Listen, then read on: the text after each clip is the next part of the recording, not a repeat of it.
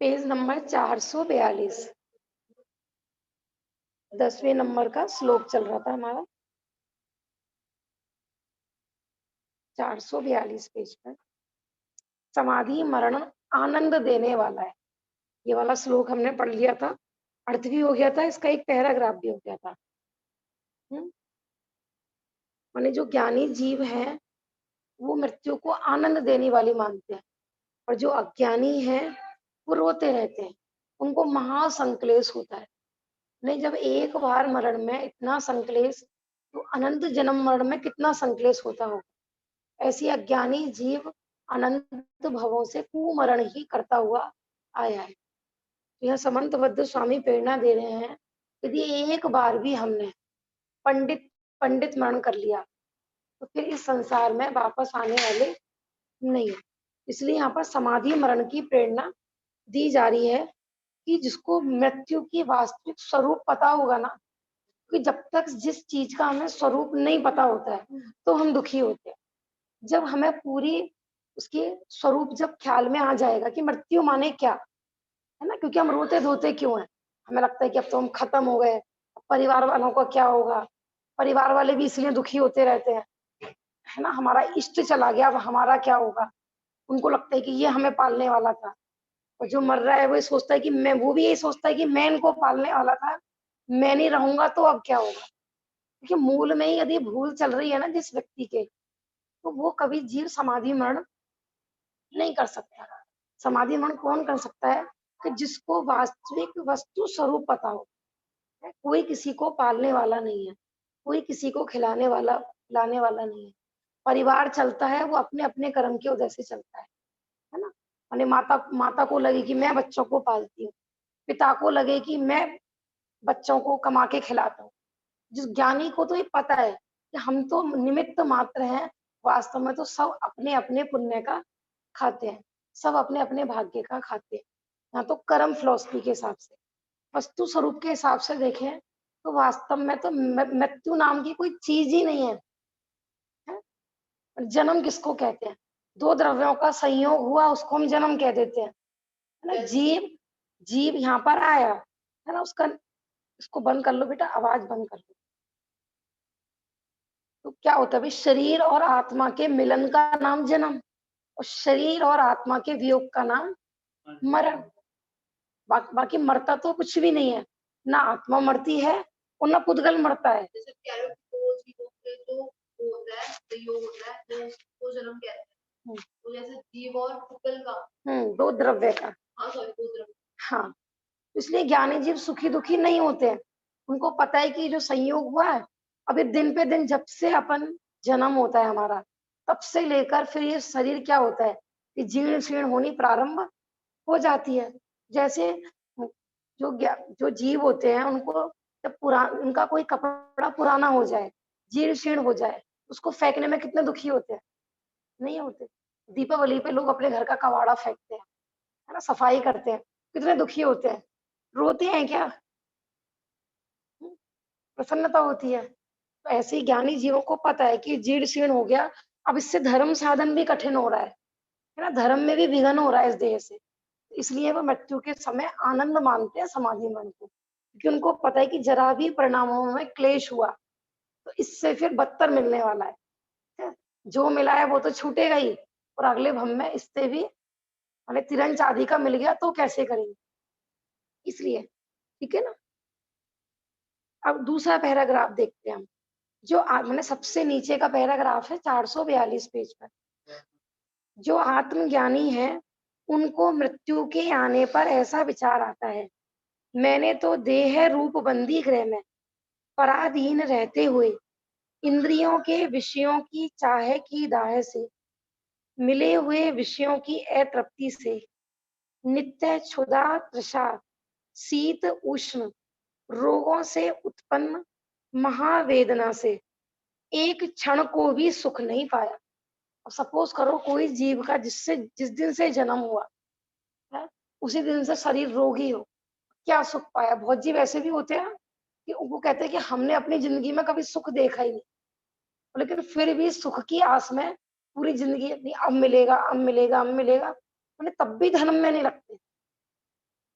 जो सुखी है, सुखी माने इंद्रिय अनुकूलता को अज्ञानी जीव सुख मानता है ना। सब कुछ शरीर स्वस्थ है, खाने पीने को है, परिवार भरा पूरा है, इसको लोग सुखी मानते हैं।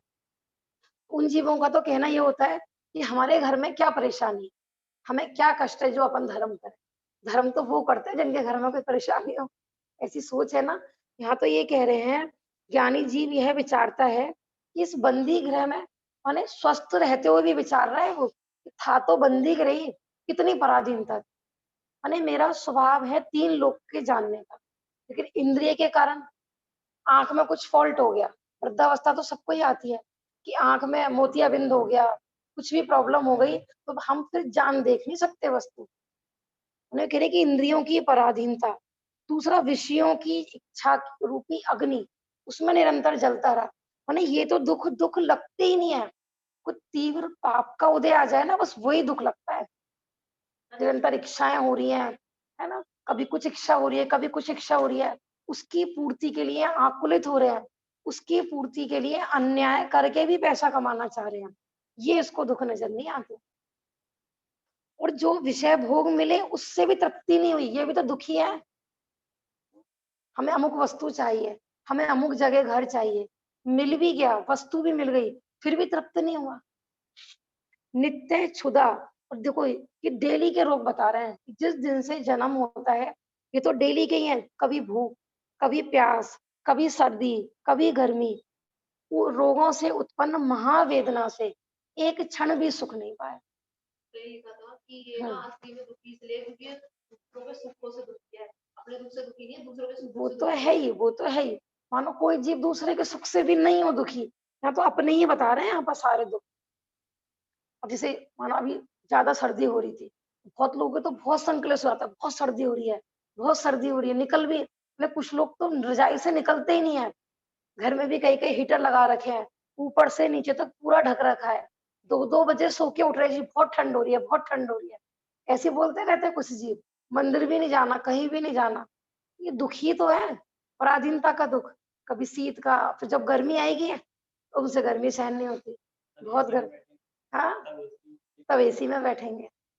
अब सपोज करो एसी खराब हो जाए तो, जिस चीज की हैबिट हो जाती है ना, फिर वो चीज एक दो घंटे नहीं मिले ना, फिर देखो कितना महादुखी होता है ये। ऐसा लगता है कि बस मैं तो मरा। आप 1-2 दिन सर्दियों में हीटर में बैठ के देख लेना। जब मानो वो खराब हो जाए, कुछ प्रॉब्लम हो जाए ना, तो बार बार उसी की तरफ ध्यान जाएगा, बहुत सर्दी है, हीटर था तो सही था। ये सब पराधीनता है। हमें क्या लगता है कि ये हम सुखी सुख मानते हैं इन चीजों में, हमारे पास एसी है, हमारे पास कूलर है, हमारे पास हीटर है। ये नहीं पता कि जिसके पास जितनी ज्यादा विषय भोग सामग्री है वो उतना महादुखी है। ये दुख की पहचान है। जिसको जितने ज्यादा साधन की आवश्यकता है ना, वो उतना दुखी, और जिसके जितने कम साधन में वो जीवन यापन कर रहा है ना, वो सुखी। सुखी भी वो जो स्वाधीनता से त्याग कर रहा है। ऐसे तो फिर जो गरीब लोग हैं, भिखारी लोग हैं, वो तो महासुखी हो जाएंगे। यानी वस्तु अवेलेबल है लेकिन फिर भी वस्तु का प्रयोग नहीं कर रहे हैं, वो कहलाते हैं स्वाधीनता से त्याग करना। नहीं तो गरीबी भी छुड़वा देती है। गरीबी के घर, गरीबों के घर में नहीं होते हैं हीटर और एसी कूलर, ऐसा। लेकिन इच्छा तो है ना वहां पर कि देखो जो कूलर में एसी में रहते हैं, हीटर में रहते हैं तो सुखी, है ना, वो निरंतर अपने को क्या सोचते रहते हैं, हम दुखी। तो भले ही वो गरीब है आज, लेकिन इच्छा उनकी पूरी बनी हुई है। पूरे एसी कूलर हीटर का उनको वहां पर भी पाप का बन रहा है। इसलिए इच्छा निरोध को तब कहा जाता है। यहाँ ये कह रहे हैं कि हे प्रभु, जिस दिन से मैंने जन्म लिया इस बंदी गृह में, मुझे एक क्षण के लिए भी सुख नहीं मिला। हमें क्या लगता है, बस नरकों में सुख नहीं है, एक क्षण के लिए भी। मनुष्य गति में तो है, देव गति में तो है, लेकिन यहाँ ये कह रहे हैं कि नहीं, अगर सुख होता तो तीर्थंकर के घर में क्या कमी थी, वो दीक्षा ली उन्होंने। चक्रवर्ती के घर में क्या कमी थी कि जो उन्होंने सब कुछ त्याग कर दीक्षा धारण करी, है ना। विषयों में सुख होता, आराम से रहते ना घर में, मतलब तीनों लोग उनकी पूजा कर रहे हैं, सब कुछ उनके, उनके माता पिता भी उनके अकॉर्डिंग चल रहे हैं, पूरा उनके पूरे स्वर्ग के असंख्यात देव उनकी सेवा में उपलब्ध है। क्या जरूरत थी दीक्षा लेने की। महान दुख, पराधीनता, अपमान, घोर वेदना, अनिष्ट संयोग इष्ट वियोग भोगते हुए महाक्लेश से काल व्यतीत किया। कह रहे हैं महान दुख, पराधीनता। अब देखो ऐसी ऐसी कंडीशन हो जाती है ना, देखो चाहे कोई कितना भी हो, लेकिन जब समाज में रहते हैं, घर परिवार में रहते हैं, तो कुछ पराधीनता भी होती है। पत्नी है, वो जरूरी नहीं है कि हर चीज में वो अपनी स्वतंत्रता से जीवन यापन कर सके। हर चीज में अनुशासन में भी रहना पड़ता है। अब बच्चे हैं, अब उनको किसी चीज की इच्छा हो रही है, कहीं जाने की इच्छा हो रही है, माता पिता ने मना कर दिया, कितने क्लेशित होते हैं अंदर में। पत्नी है, वो अपने अकॉर्डिंग कुछ करना चाहती है, पति ने मना कर दिया, फिर क्या होगा? वो दुखी होती रहेंगी, अपनी स्त्री पर्याय को कोसती रहती है। हे भगवान, देखो स्त्रियों को कैसे बचपन में तो किसके अकॉर्डिंग रहते हैं? पिता के अकॉर्डिंग। भाई माने भाई छोटा भी हो ना, तो भी स्त्री को दबा के रखता है, माने बहन को। और शादी के बाद पति के अधीन, और फिर बुढ़ापे में बच्चों के अधीन। पराधीनता का दो। स्त्री पर्याय में नहीं, ऐसे पुरुष पर्याय में भी लगा सकते हो आप, ना, क्योंकि ये घर हो, सामाजिक व्यवस्था हो, जो ये व्यवहार जो होता है ना, लोक व्यवहार, ये एक दूसरे पर डिपेंड ही चलता है। अपमान का दुख, घोर वेदना। हाँ, ग्रंथ ये वाला है। अनिष्ट संयोग, देखो संसार में ऐसा कभी नहीं होता कि किसी को कभी अनिष्ट का संयोग सहना पड़ता है, कभी इष्ट का वियोग सहना पड़ता है ना। हमारे ही आगे कई बार ऐसे होते हैं, बुजुर्ग लोग होते हैं, उनके आगे ही उनसे छोटे लोग, उनके बच्चे बहू, उनके आगे ही मरण को प्राप्त हो जाते हैं। होता है कि नहीं? ये दुख तो कॉमन बता रहे हैं कि जो सबको ही सहने पड़ते हैं। कभी कोई तुम्हारा इष्ट प्रिय था, उसका वियोग। अब तो लड़कियों का इतना नहीं होता है, पहले लड़कियों की विदाई होती थी, लड़कियों को कितना दुख होता था। अब तो कहते ना, अब तो टाटा बाय बाय का जमाना आ गया, लड़की खुश होकर विदा होती ना। पहले इतना ज्यादा अटैचमेंट हो जाता होता था बच्चों को अपने माता पिता से, कि मतलब जिस दिन से रिश्ता होता था, लड़की बस उसी दिन से रोना चालू कर देती थी। ये सब दुखी तो दुख बताए जा रहे हैं ना इस पर्याय में। कभी कहीं रहते हैं, कभी कहीं रहते हैं, क्षेत्र बदल जाता है, काल बदल जाता है। कितने, किसी को अपनी आजीविका के लिए विदेश जाना पड़ता है, आजीविका में मजबूरी से अपने परिवार वालों से अलग रहना पड़ता है। जैसे हम बता रहे थे ना, फौज की नौकरी होती है, परिवार उनका गांव में रह रहा है, लेकिन आजीविका के कारण उनको बॉर्डर पे मरना पड़ता है। जाते हैं कि नहीं? पता चला गए वहां पर, फिर वापस ही नहीं आए। और भी आप सोचोगे ना, कितने कितने दुख दुख होते हैं। कभी कमाने के, कई बार ऐसा होता है, ऐसा कोई घर में बच्चा जन्म हो गया, जब से पैदा हुआ वो बीमार ही रहता है, तो माता पिता की पूरी जिंदगी इसी में निकल जाती है। आज उसको वहां पर लेके जाना है, आज उसको वहां पर लेके जाना है। बहुत बहुत सुनते हैं आए दिन, माने उनकी व्यापार बिजनेस सब बंद हो जाता है, कि बच्चों के प्रति मोह होता है। बच्चे भी कमाते किस लिए? कि बच्चों के लिए। तो बच्चे स्वस्थ नहीं है तो फिर क्या फायदा? अपन यहाँ पर अनुकूल, मतलब शांति पूर्वक निश्चिंतता से बैठे हैं ना, तो अपने को अपनी जो मिला है ना, उसका सदुपयोग करना चाहिए, क्योंकि पता नहीं है कि कब कौन सा पाप का उदय दस्तक दे दे। अब ऐसे कष्टों से छुड़ाकर, पराधीनता रहित, मुझे अनंत सुख स्वरूप, जन्म मरण रहित, अविनाशी स्थान को प्राप्त कराने वाला यह मरण का अवसर प्राप्त हुआ है। इसलिए वो आनंद मानते हैं कि जो मृत्यु है, ये तो मुझे जितने कष्ट हो रहे थे ना, मैं परेशान हो रहा था, मुझे उनसे छुड़ाने वाला है, मुझे स्वाधीन बनाने वाला है, मुझे अनंत सुख स्वरूप, जन्म मरण से रहित निर्वाण सुख देने वाला है। क्योंकि तत्व ज्ञान पूर्वक यदि दीक्षा धारण कर लेगा समाधि मरण के समय में, तो सीधा पंडित पंडित मरण करके निर्वाण, माने अब दोबारा इस संसार के दुखों को नहीं प्राप्त करना पड़ेगा। तो वो कह रहे हैं कि तो सुयोग्य अवसर आया है, शहनाई बजाने का अवसर आया।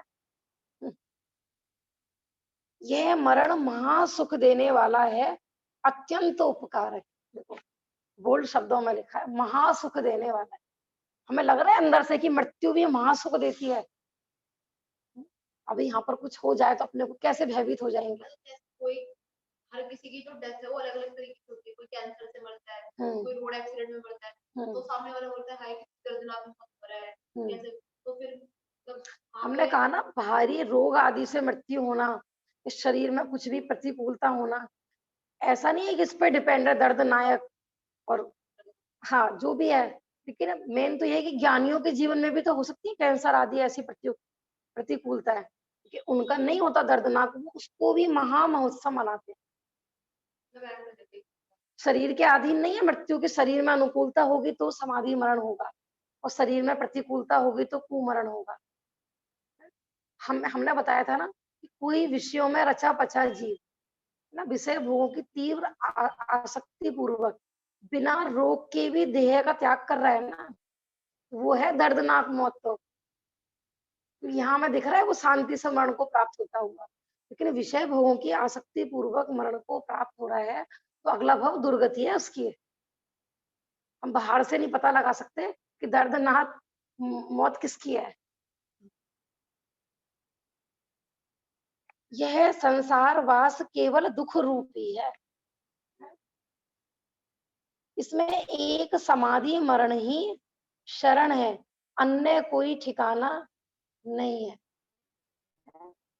हम पढ़ते ना, चत्तारी शरणम पवज्जामि, अरहंते शरणम पवज्जामि, सिद्धे शरणम पवज्जामि। तो समाधि मरण शरण है माने यही है कि समाधि मरण पूर्वक जिसका देह का त्याग होगा, या तो वो पंच परमेष्टि की शरण होगा या फिर वो अपने स्वरूप की शरण में होगा। केवली पणत्तम धम्मम शरणम पवज्जामि, माने जो भगवान के धर्म की शरण में, केवली के द्वारा प्रणीत धर्म की शरण लेता है, इसके अलावा उसकी कोई शरण है ही नहीं, कोई ठिकाना है ही नहीं, है ना। किसी के आगे भी चले जाना, कोई भी आपको सुख शांति देने वाला है ही नहीं।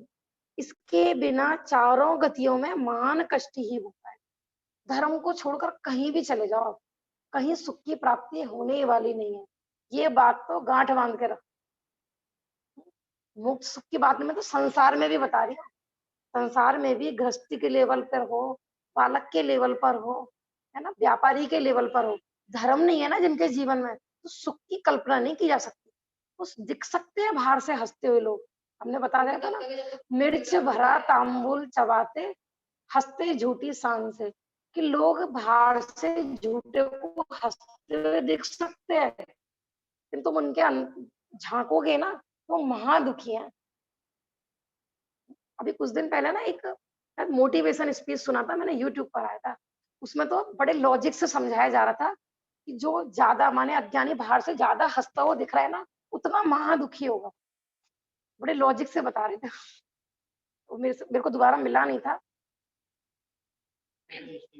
हाँ हाँ, उन्हें कुछ इसके ऊपर सचिन पंडित जी का भी था प्रवचन, उन्होंने भी बताया था।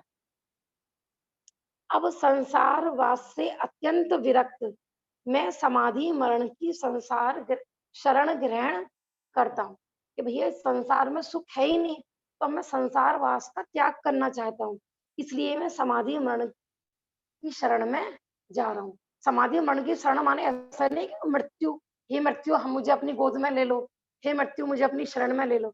समाधि मरण माने तत्व ज्ञान पूर्वक आत्म ज्ञान सहित और शरीर बुद्धि रहित ऐसा मरण। मरण माने यहाँ पर कोई मृत्यु की इच्छा करता है, वो ऐसा भी नहीं है ना। अपनी आयु प्रमाण मरण उपस्थित हो गया है तो उस समय उसको शांत परिणाम से स्वीकार करना, उसका नाम कह रहे हैं यहाँ पर समाधि मरण।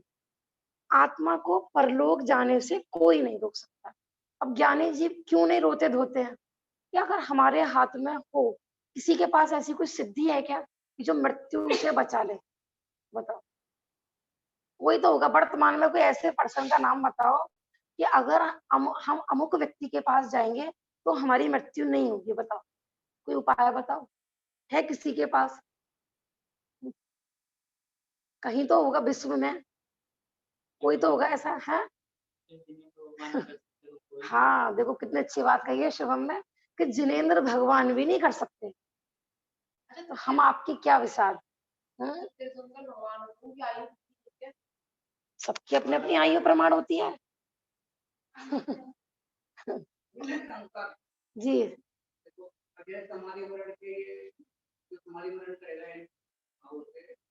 पहले तो मुझे ये था कि भाई यहाँ पे डायरेक्ट मुझे एग्जिट चाहिए जी। तो अब ये समझ में आ गया कि आप कह रहे थे कैसे परिणाम वाला जाएगा वो आप बताने वाले जाएगा। हाँ, तो सम्यक दर्शन के साथ क्यों नहीं जा सकते? क्योंकि सम्यक दृष्टि के साथ नियम है, सुनो बेटा, कि यदि सम्यक्त सहित मरण को प्राप्त होते हैं तो नियम से स्वर्ग ही मिलता है। सम्यक्त के साथ 3 गतियों का अभाव है, बस सम्यक सहित अन्य गतियों में तब जाता है कि यदि उसका आयु बंद हो गया हो।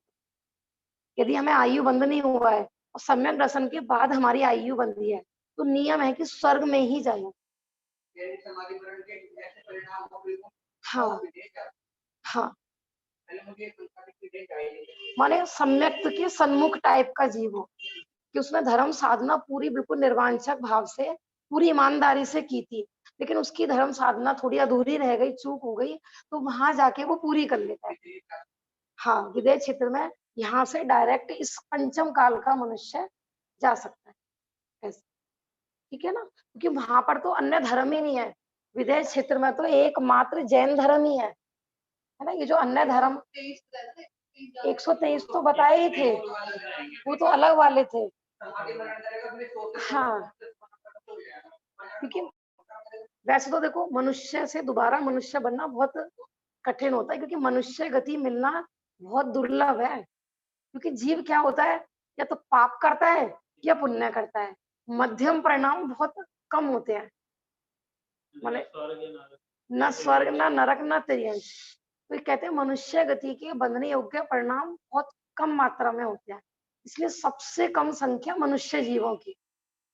देव भी असंख्यात है, नारकी भी असंख्यात है, और त्रियंश तो अनंत है ही।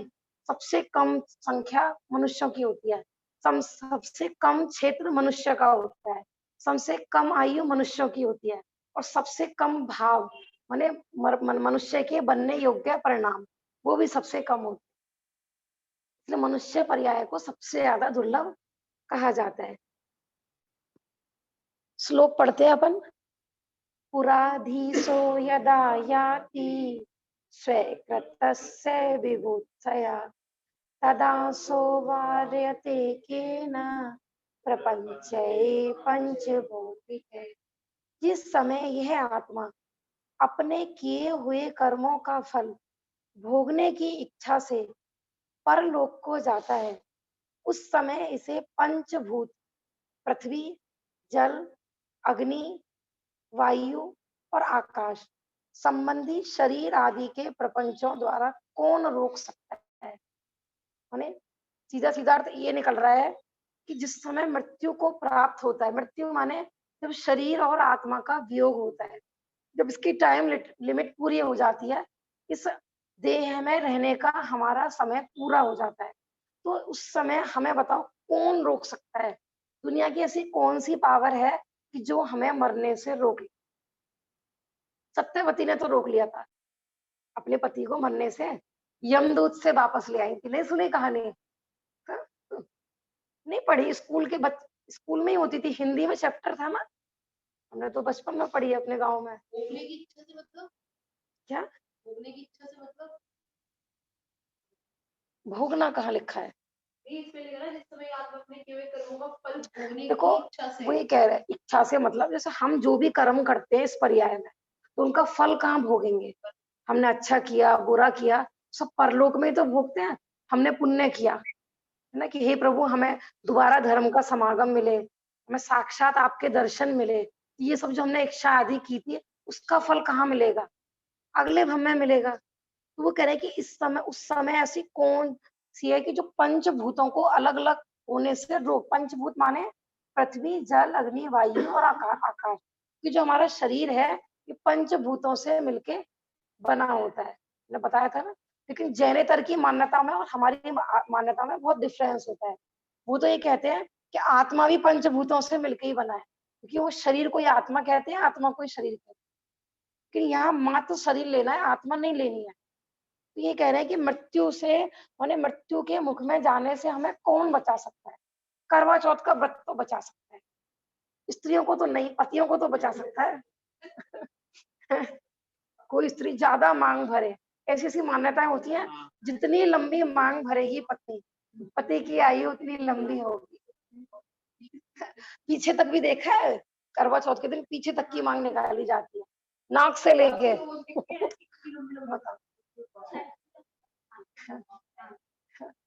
ऐसा हुआ है क्या कभी?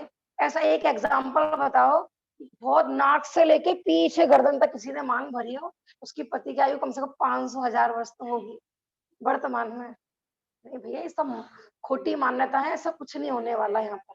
इसलिए ज्ञानी जीवों को पता है कि मृत्यु एक ऐसी घटना है कि उसको कोई भी रोकने में समर्थ नहीं है, है? कोई भी माने जिनेंद्र, धर्मेंद्र, इंद्र, गणधर, कोई भी हो, जिनको अपन पावरफुल व्यक्ति बोलते हैं, कोई मैंने सारी दुनिया के भगवान भी आ जाए ना, तो भी हमारी एक समय की आयु बढ़ाने में समर्थ नहीं है। षष्ठी को ऐसा लग रहा होगा क्या कह रहे, भगवान तो बढ़ा सकते हैं, आशीर्वाद दे दे, वरदान दे दे, चिरंजीवी भवा। पुराने लोग आशीर्वाद देते थे ना, जुग जुग जियो, जुग जुग जियो माने ये तुम युगो युगों तक जियो। ये किसी के आशीर्वाद से कुछ नहीं होने वाला है ना। ऐसे आशीर्वाद से आयु बढ़ने लगे ना, फिर तो सब आशीर्वाद ही लेते रहे दुनिया का। जब इस जीव की वर्तमान आयु पूर्ण हो जाती है तथा अन्य परलोक संबंधी आयु काय आदि का उदय आ जाता है, तब परलोक को गमन करने वाले आत्मा को शरीर आदि पंचभूत कोई भी रोकने में समर्थ नहीं होता है। अतः 4 आराधनाओं की बहुत उत्साह सहित शरण ग्रहण कर मरण करना श्रेष्ठ है। यही कह रहे हैं, किसी का कितना भी पावरफुल शरीर क्यों ना हो, खूब उसने मेंटेन करके क्यों ना रखा हो, वृद्ध अवस्था में भी वो खूब युवा भी दिखता हो ना, तो भी किसी के शरीर में पावर नहीं है कि भैया जब आयु पूरी हो गई है तो रोक सके। कई व्यक्तियों का अपन सुनते हैं ना, कितने स्वस्थ थे, है ना, मैंने इतनी उम्र में भी बिल्कुल हट्टे कट्टे दिखाई देते थे। बताओ, ऐसे व्यक्ति को अटैक पड़ गया, बिलीव नहीं हो रहा। खुद कहते हैं लोग, हमें तो विश्वास ही नहीं हो रहा, सपना जैसा लग रहा है कि इतना स्वस्थ व्यक्ति कैसे अटैक पड़ गया उसको। डेली योगा करने वाला, डेली सुबह सुबह टहलने वाला, लिमिटेड भोजन करने वाला है, कभी अभक्ष नहीं खाता था, ऐसे ऐसे भी लोगों का सुनने में आता है कि नहीं। कोई भी नहीं है। जब इस जीव की वर्तमान आयु पूरी हो जाए, क्योंकि जो शरीर टिकता है वो किससे टिकता है, आयु कर्म के उदय से, और जिसकी आयु पूरी हुई तो कोई नहीं रोक सकता इसको। और आयु में तो देखो ऐसी व्यवस्था भी नहीं है कि वर्तमान में कोई परिणामों के निमित्त से किसी की आयु बढ़ जाए। घट तो सकती है मनुष्य पर्याय में, तिरंज पर्याय में, जिसको अपन बोलते हैं अकाल मरण, बढ़ने की कोई व्यवस्था नहीं है यहाँ पर। क्या आप सोचो कि हम कुछ ऐसा कार्य करें, जैसे हम बताते हैं ना कि परिणामों के निमित्त से कर्मों में संक्रमण, उदय, उदीर्णा, अपकर्षण अपकर्षण हो जाते हैं। आयु क्रम में नहीं है ये व्यवस्था, क्योंकि जो आयु भोगनी प्रारंभ हो गई ना, अगर ये व्यवस्था थी ना तो पहले क्रम में, पहले जन्म में हो सकती थी। मानो जैसे हम इस जन्म में अगले भव की आयु बांधे तो व्यवस्था हो सकती है घटने बढ़ने की, लेकिन जो आयु भोगना प्रारंभ हो गई, घटनी प्रारंभ हो गई, वो घट तो सकती है लेकिन बढ़ किसी की नहीं सकती। लेकिन सारे प्रयास दुनिया में कौन से किए जाते हैं, बढ़ाने के, अपने इष्ट मित्रों की बढ़ाने के और शत्रुओं की आयु घटाने के। टोने टोटके आदि के माध्यम से ऐसे ऐसे मिलते हैं।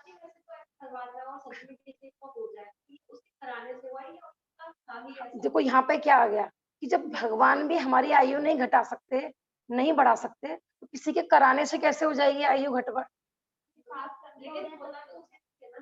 ऐसा नहीं है, ऐसा होना तो फिर तो देखो, हम देखो इतने बड़े बड़े दंगे होते हैं, है ना, मानो कोई आतंकवादी है, तो फिर क्या जरूरत है इतने बड़े बड़े परमाणु बम आदि बनाने की। एक ज्योतिष के पास जाओ कि अमुक आतंकवादी को मुझे मारना है, ठीक है ना, और उसमें टोना टोटका करा दो, मर जाएगा। अभी कुछ शायद पता नहीं जिनागम प्रचार समिति पे आई थी, किसी ऑडियो थी, वो आपने भी सुनी होगी कि वो तो ये थे ना मन वश वश करने वाले, सुनी थी क्या आपने, जिनागम पे आई थी।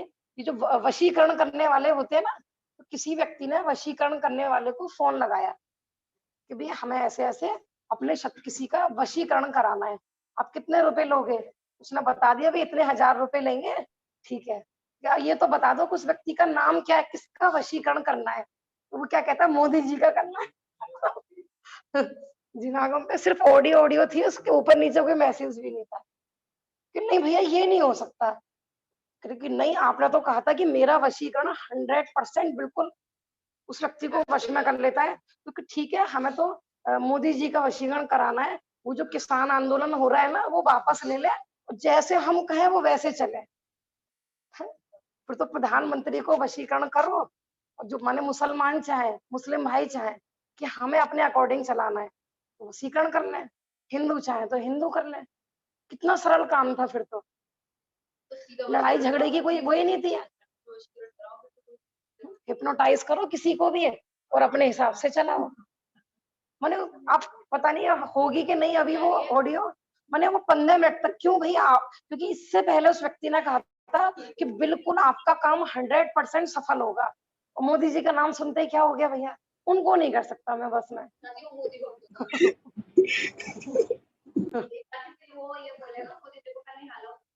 ऐसे ही होता है, देखो घरों में भी लड़ाई झगड़े ऐसे ही होते रहते हैं। बहू कहती है कि सास ने ना अपना लड़का ना अपने बस में कर रखा है, उसको कुछ वशीकरण करा रखा है।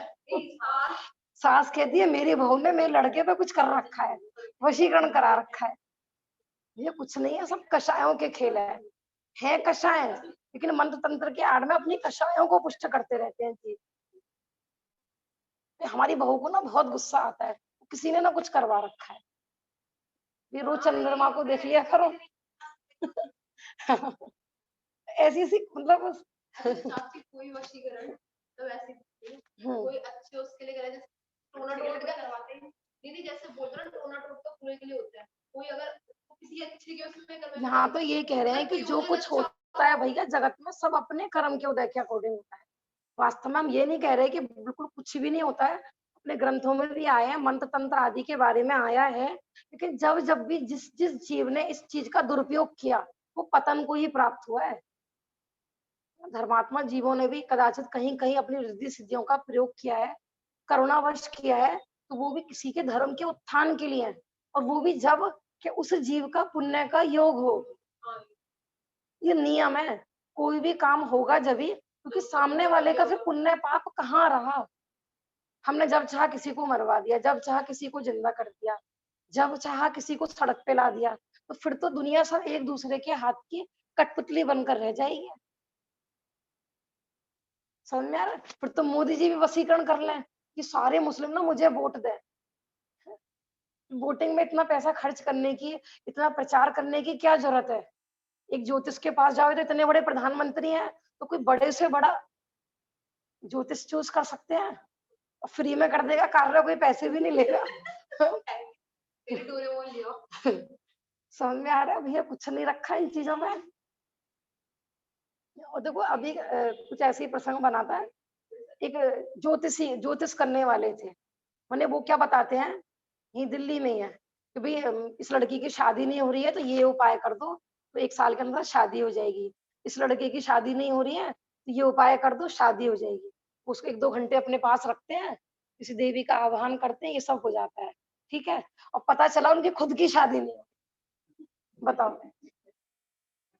30-35 साल से ऊपर को हो गए, खूब पढ़े लिखे हैं, सब कुछ है, मतलब खुद की शादी नहीं हो रही। भैया तुम माने पहले तुम अपना इलाज तो कर लो। हमने बताया था ना, कोई गंजा व्यक्ति हो और वो तेल बेचे। कैसा कैसा तेल बेचे कि 15 दिन में आपके काले घने लंबे बाल आ जाएंगे। तो लोग हंसेंगे कि भैया पहले अपने बाल ले आओ फिर हम खरीदेंगे आपके तेल। अपना जैसा गंजा कर देगा सबको। सही बात है। इसलिए कह रहे हैं कि जो ज्ञानी जीव होते हैं वो 4 आराधनाओं को बहुत उत्साह सहित, ज्ञान आराधना, दर्शन आराधना, चारित्र आराधना, तप आराधना, उत्साह सहित शरण ग्रहण कर मरना श्रेष्ठ है।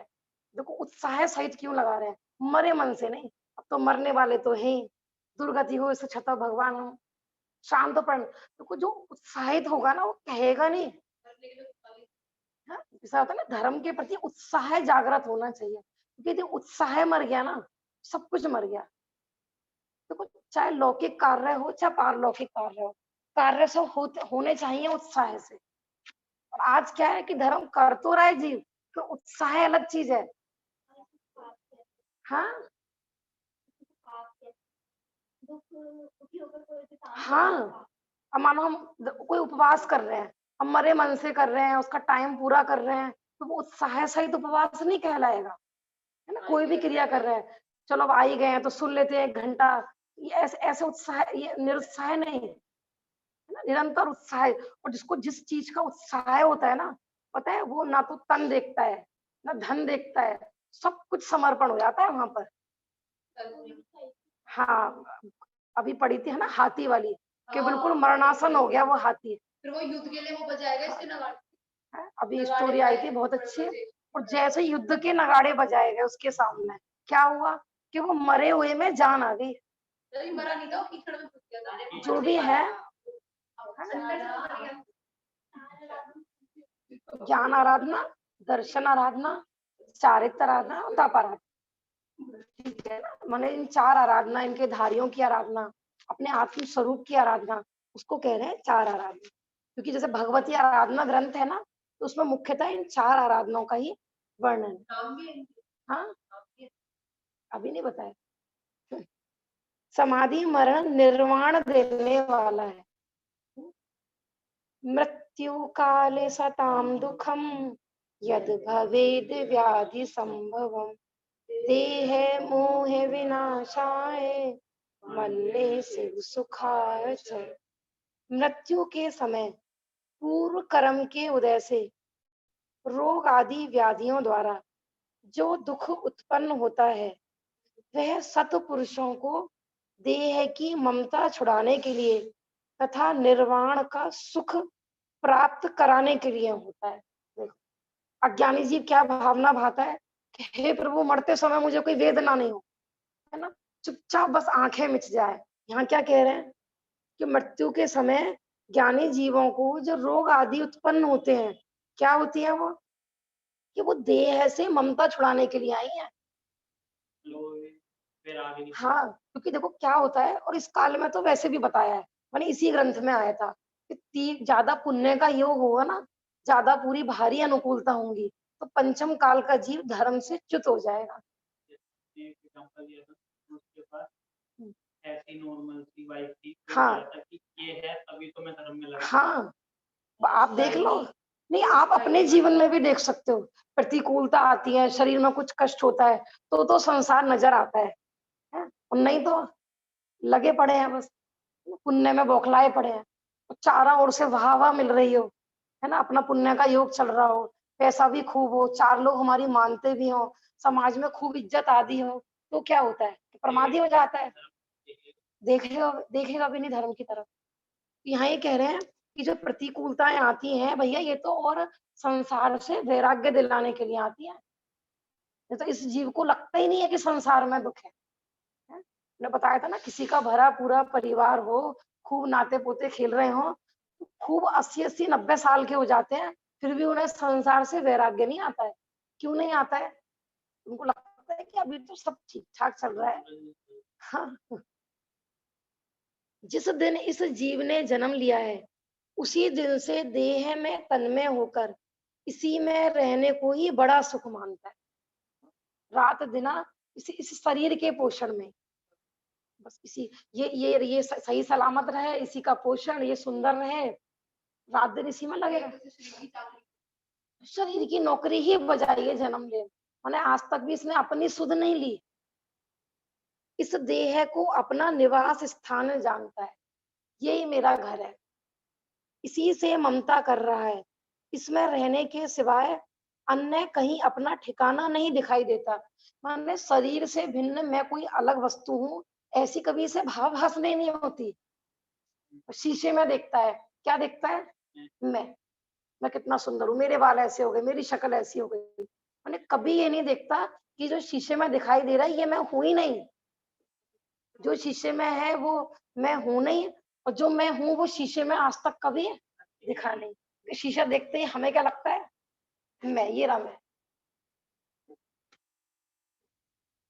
इसी देह को अपना निवास स्थान जानता है, इसी से ममता कर रहा है, इसमें रहने के सिवाय अन्य कहीं अपना ठिकाना दिखाई नहीं देता। जब इस देह में रोगादि के द्वारा दुख उत्पन्न होता है, तब सत्पुरुषों का इससे मोह नष्ट हो जाता है। एक दिन बात चल रही थी ना हम किसी को रोग, मुनिराज को रोग आदि की स्थिति में देखते हैं, कैसे दुखी होते हैं, कैसे तड़प रहे होंगे बेचारे, हम उस समय क्या हेल्प कर सकते हैं उनकी। तो मुनिराजों को यदि हम कोई बाहरी संसारिक सामग्री से हेल्प करेंगे ना, तो वो उनके लिए उपसर्ग होगा उल्टा। बल्कि जो उनको उपसर्ग कर दो तो सोचो तो फिर उपकार होगा। हाँ, लेकिन मैं ये बता रही हूँ, मानो मुनिराज को कोई रोग आदि हो रहा है, हम उनको रोग ठीक करने के लिए औषधि आदि लगाते हैं ना, वो उनके लिए उपसर्ग होगा, क्योंकि उनको तो ये लगता है कि ये जो रोग आदि आए हैं ना, मुझे इस देह की प्रीति घटाने के लिए आए हैं। अब मैं कह रही ना, जैसे किसी को तीव्र बीमारी हो जाए, उसको कैंसर आदि, डॉक्टर कहते हैं कि कुछ ही महीने क्यों, उसको ज्यादा आसक्ति नहीं रहती है उस समय पर देह से। जब तक पूरा स्वस्थ लगता है ना, तो थोड़ी आसक्ति बनी रहती है। तथा यह साक्षात दुखदाई है, अस्थिर है, विनाशिक दिखाई देता है ना। कह रहे हैं कि किसी की कही सुनी नहीं है, उन्हें साक्षात हाथ पे रखा हुआ दिख रहा है कि जब से अपन पैदा हुए कब इसने सुख दिया। माने अस्थिर है, माने चलते चलते एक विनाश को प्राप्त हो जाती है। सीढ़ी से उतर रहे थे, खत्म, सीढ़ी पे चढ़ रहे थे, खत्म, घर से निकले, अपनी गली के नुक्कड़ तक नहीं पहुंचे थे, खत्म। माने रात दिन ये स्थिर रहे, कितना भय बना रहता है। माने अधिकतर तो अस्थिर नाम, ये भी पता है क्या है, नाम कर्म की दो प्रकृति है, स्थिर नाम कर्म और अस्थिर नाम कर्म। तो हमारे शरीर में जो रोग आदि होते हैं ना, वो अस्थिर नाम कर्म की वजह से होते हैं। असाता वेदनीय तो है ही, असाता वेदनीय में भी एक अस्थिर नाम कर्म का उदय होता है। हमारे शरीर में जब वात, पित्त और कफ, ये तीन धातुएं जब ये अस्थिर हो जाती है, तो रोग आदि होते हैं। रात दिन इसी की संभाल, ट्रेन में बैठे हैं, ट्रेन जरा झटके खा जाए तो क्या डर रहता है कि उतर जाए, कोई कुछ हो जाए, रात दिन यही भय, मर ना जाए, मर नहीं जाए, मर नहीं जाए। खूब खिलाते पिलाते, खूब इसकी सारी करते हुए भी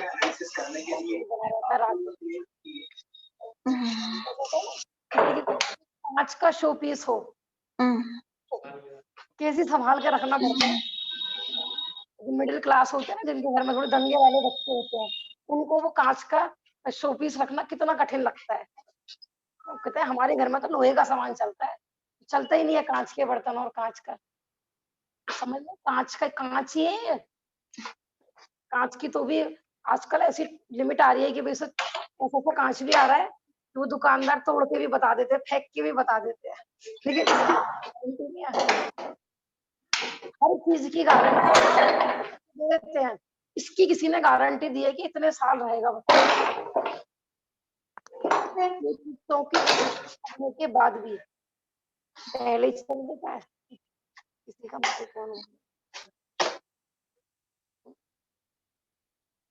माई कौन है किसी का, ध्यान दीजिए।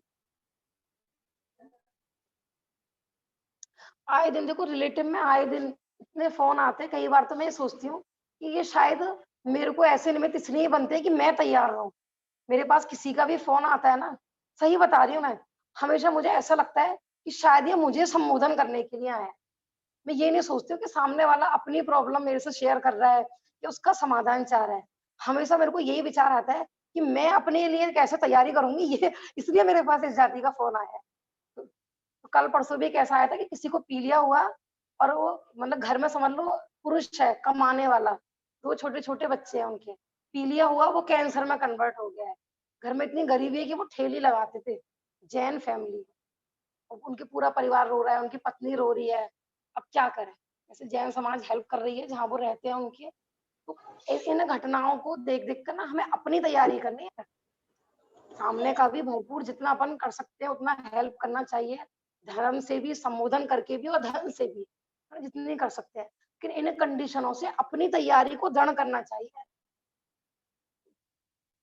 क्योंकि कहते हैं ना दूसरे को संबोधन करना बहुत सरल है ना, दूसरे के पाप के उदय में अपन समझा तो बहुत जल्दी देते हैं, लेकिन हम पर ऐसी प्रतिकूलता आएगी तो हम क्या करेंगे,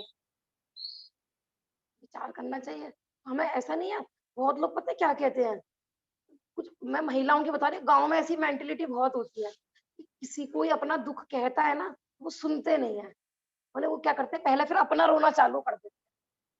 हाँ, वो कहते हैं ये आ गई थी सुबह सुबह, है ना, अपने रोने रो रही थी, हमारे घर पे ऐसे रो के गई है, ये तो उठ के गई है, हमारे तुरंत हमारे पेट में दर्द हो गया। सच में मतलब ऐसे ऐसी है वो। तो किसी का रोने रोने सुनने से क्या अपना दुख बढ़ जाता है, घट जाता है? घट जाएगा। वास्तविकता ये होनी चाहिए कि देखो मैं बेकार में इतने छोटी छोटी परेशानियों में दुखी हो रहा था, मेरे से ज्यादा कितने दुखी लोग हैं। हाँ, तो ये सुनना पसंद नहीं करता किसी के लोग। तुम संगी पंचेंद्रियो देव शास्त्र गुरु का समागम मिला है, तुम स्वाध्यायी हो, तुम्हारे अंदर सामर्थ्य सामने वाले को औषधि देने की। अच्छी माने डॉक्टर औषधि देना दे, तुम्हें तो ये भेद विज्ञान रूपी तत्व ज्ञान रूपी औषधि देनी थी, तुमने क्या मान लिया? बहुत होती है ऐसी महिलाओं में। ये देखो जब मतलब जैसे कोई अपना रोग कह रहा है, ये पहले अपना चालू कर देते हैं। वो कहते हैं हम बीमार हैं, हम तो भैया बहुत दिन से बीमार हैं। ठीक है, तो मैं तो ये कहती हूँ अपने को है भी ना कहो मत, सामने वाले के सुन लो चुपचाप, अपने कहो ही मत।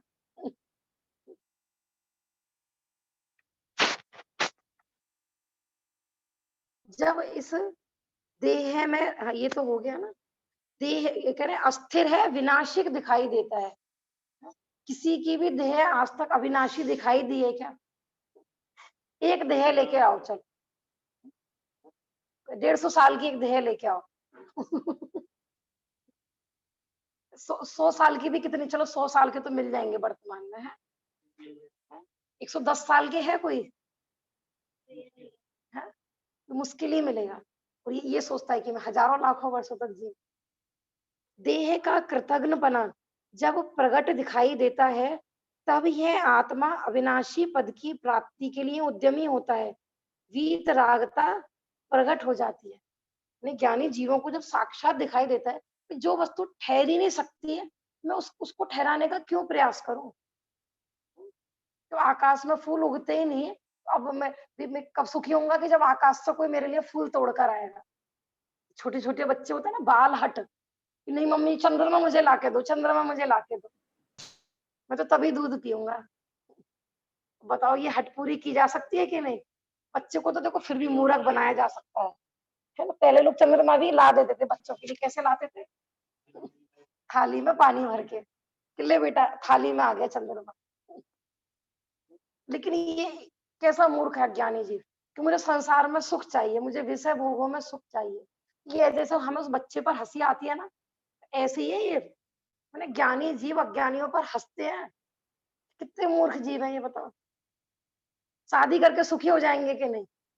और ये ज्ञानी क्या मानता है? अभी तक तो मैं दुखी था, अब मेरी शादी हो जाएगी तो मैं सुखी हो जाऊं। अब शादीशुदाओं से पूछो भाई कितने सुखी है। पूछ के देखो, ये सोच बता रही है मैं जगत की। देखो जिस लेवल पर है, जैसे परिणाम आते हैं वो आएंगे, फिर मान्यता तो सुधारो भैया अपनी। अभी हम छोटे हैं ना, तो मम्मी पापा के अंडर में रहते हैं, तो बड़े हो जाएंगे जब सुखी हो जाएंगे, क्योंकि हम डांट के रखेंगे ना फिर मम्मी पापा को। जो जिस लेवल, जो बुजुर्ग हैं पहले सही थे भैया, पहले हम बहुत सुखी थे, अब बताओ अब तो कुछ नहीं, अब तो बड़ा बूढ़ा हो गया शरीर। अब तो हर जीव दुखी होगा ना। अज्ञानी ऐसे ही रोते रहते हैं। बच्चे थे जब भी रो रहे थे, युवा हुए जब भी रो रहे हैं, शादी हो गई जब भी रो रहे हैं, बच्चे हो गए तब भी जो रो रहे हैं। जिसको रोना है ना, तो जिसको स्वयं दुखी रहना है, उसे दुनिया का कोई भी व्यक्ति सुखी नहीं कर सकता। व्यक्ति में कौन, भगवान भी सुखी नहीं कर सकते। अब आपको रोना ही पसंद है तो क्या करें? इसलिए यहाँ पर ये कह रहे हैं कि जो ज्ञानी जीव होते हैं, इसका अविनाशीपना, इसका कृतघ्नपना, इसका अस्थिरपना जानकर इससे भेद विज्ञान करते हैं। इसलिए मरण के समय दुखी नहीं होते, उल्टा समता भाव धारण करके वीतरागता प्रकट करते। पंडित पंडित मरण करते। अच्छा, पंडित तो पढ़ लिखने के बाद बनेंगे पंडित, अनपढ़ तो पंडित नहीं हो सकते ना। सृष्टि MA BA BEd PhD ये होने के बाद ही तो पंडित होते हैं। शिवभूति मुनिराज पंडित थे कि नहीं? पंडित माने हमें देखो, पंडित का ग्रंथ नहीं पढ़ेंगे, पंडित की पढ़ाई नहीं पढ़ेंगे। पंडित पता है कौन होते हैं? असली पंडित तो मुनिराज जी होते हैं, हरेंद्र भगवान होते हैं। फिर हमने सोच कैसी कैसी बना रखी है शब्दों के प्रति भी। और पता नहीं जगत में किस किस को पंडित कहते हैं। हम भी पंडित बन सकते हैं, जरूरी नहीं है कि सारे ग्रंथों का ज्ञान होगा तो ही अपन पंडित बनेंगे। आत्मज्ञानी जीव जुदा पुद्गल जुदा, यही तत्व को सार, बाकी जो कुछ भी है सब यही को विस्तार। बस मैं शरीर भिन्न है, मैं भिन्न हूँ, इतना जान लो, वो पंडित है, बाकी सब खंडित है। वो पंडित नहीं है जिनको हम पंडित कहते हैं ना, हम क्षयोपम ज्ञान से पंडित मानते हैं। एक बुद्धू अनपढ़ शेर पंडित था के नहीं, शेर पंडित था के नहीं, हाथी पंडित था के नहीं, और हम कहते हैं कि हम पंडित, हम तो अज्ञानी हैं, हम तो मूर्ख हैं। ऐसे अब हम सोच बदले अपनी, है? हाँ, तत्व का सार समझ में आ जाए, धर्म का स्वरूप समझ में आ जाए, वही पंडित है। जिसको भाव भासना हो जाए वही पंडित है। एक चिड़िया भी पंडित बन सकती है, एक चूहा भी पंडित बन सकता है। पंडित बनने के लिए ये नहीं है कि कोई मनुष्य पर्यायी चाहिए। ऐसा विचार उत्पन्न होता है कि रोग तो उपकारी है, तो अपने घर में लिख लेना, रोग उपकारी है। लग रहा है अंदर से रोग उपकारी है। बहुत जीव तो देखो, मैंने वर्तमान में ऐसे सुनते हैं कि हमें अमुक रोग हो गया था, 5-6 महीने डॉक्टर ने बेड रेस्ट बताया, उसमें हम धर्म में लगे।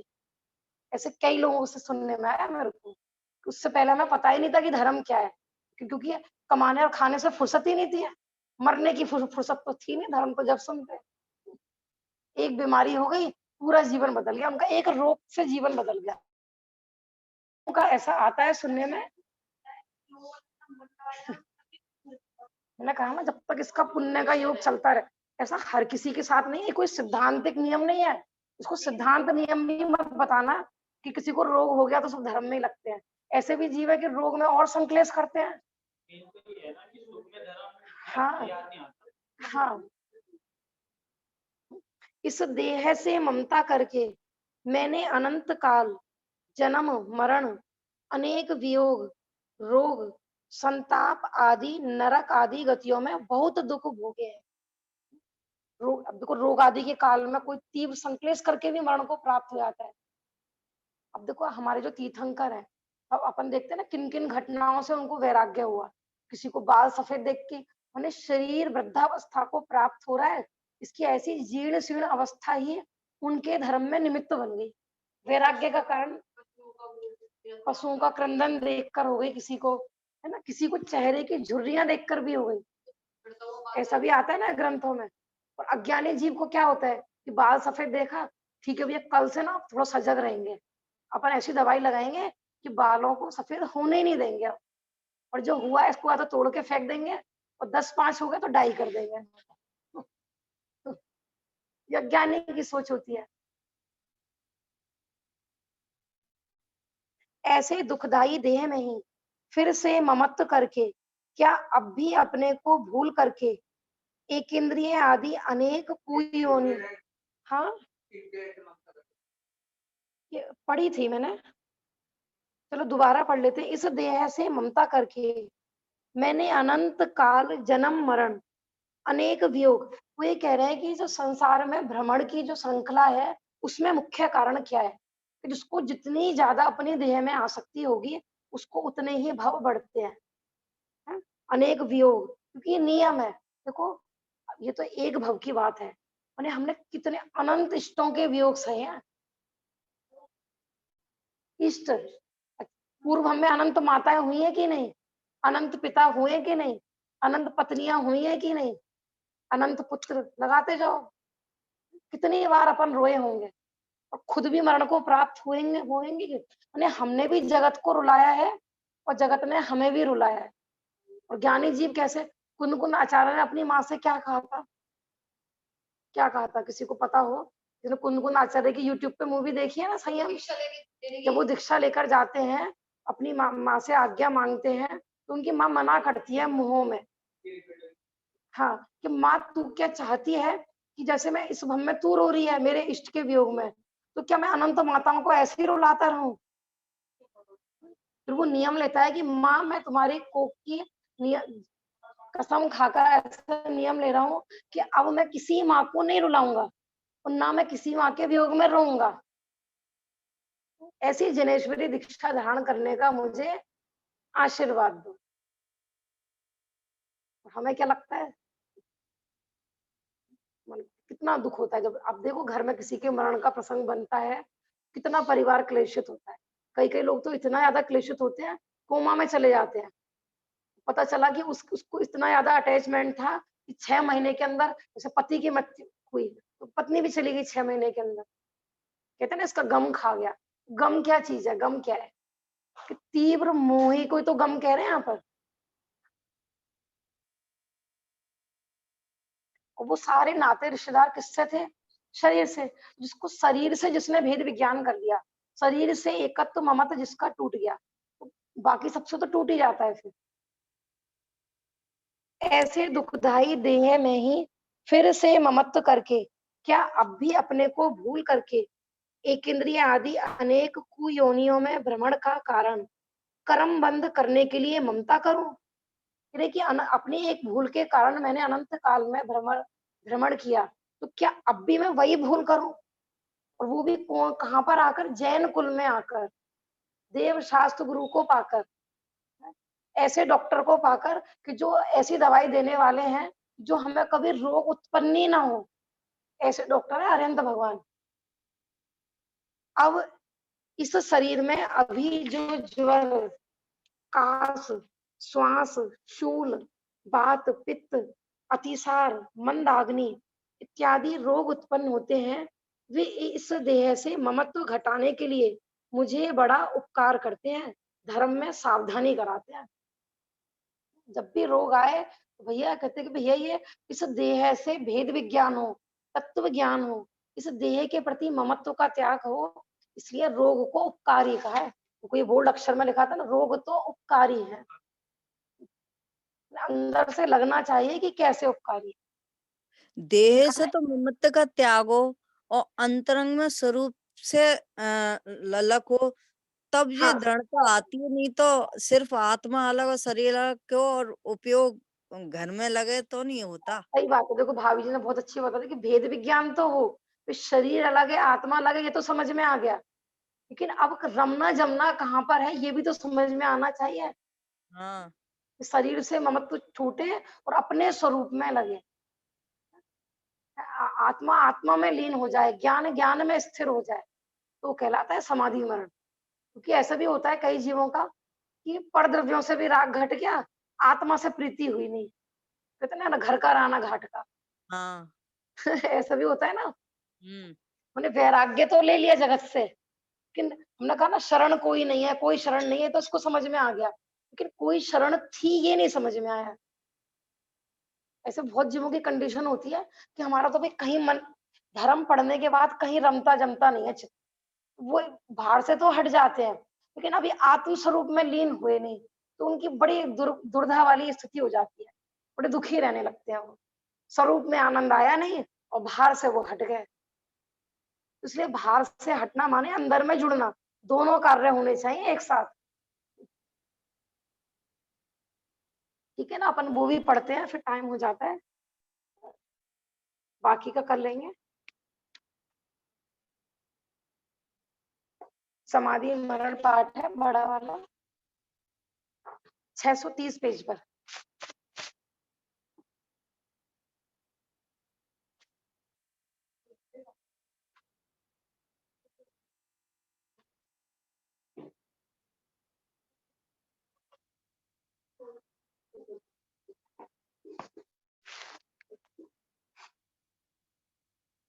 अब देखो मुनिराजों के नाम आएंगे इसमें।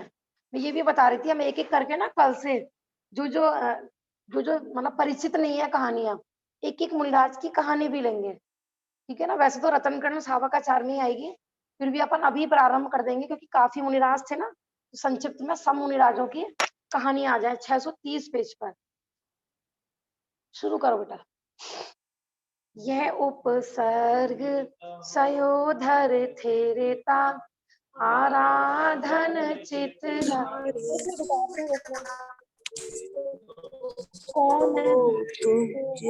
कौन दो उत्सव भारी, ललित घटाधिक तीस दोए मुनि कौसाम्बी तट जानो, नंदी में मुनि बहकर मुवे, सो दुख उन्हें नहीं मानो।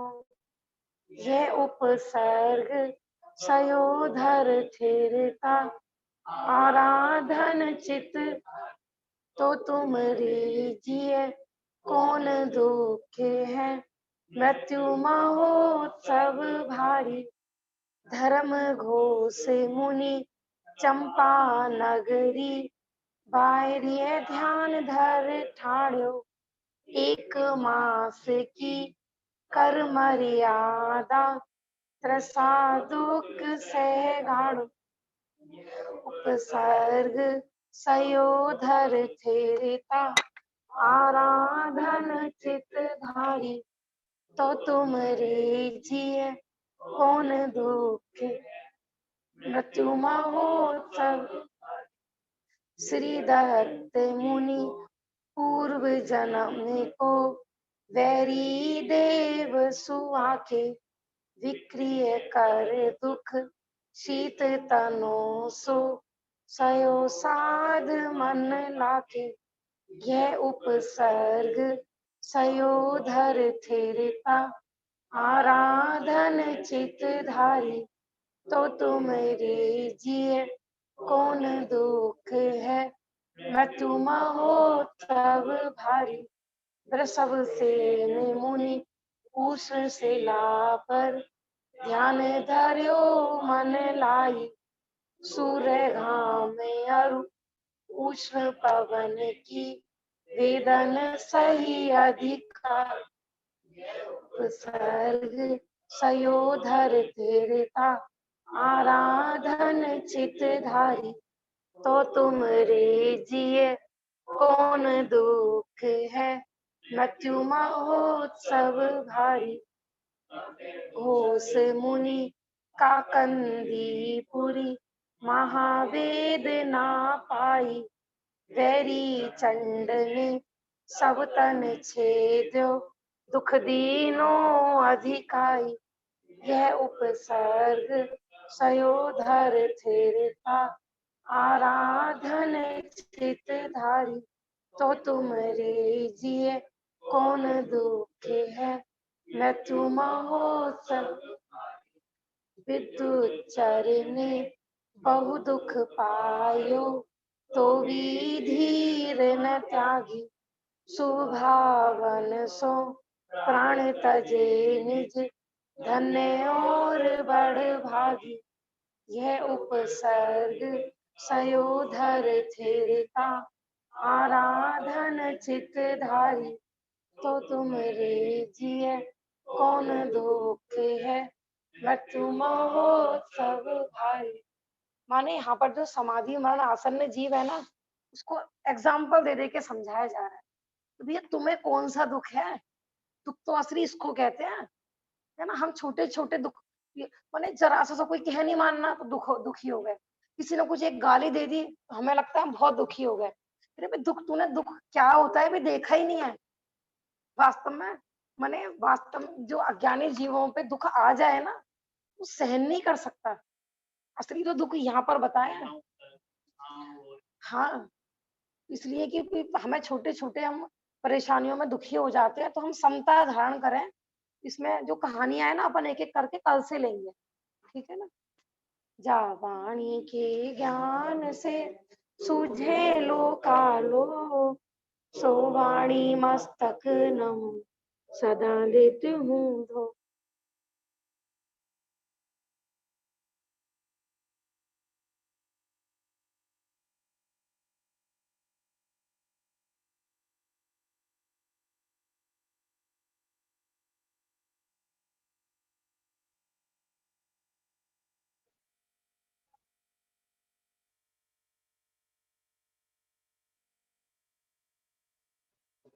जय हो जिनवाणी माता की जय हो। महान जैन धर्म की जय हो।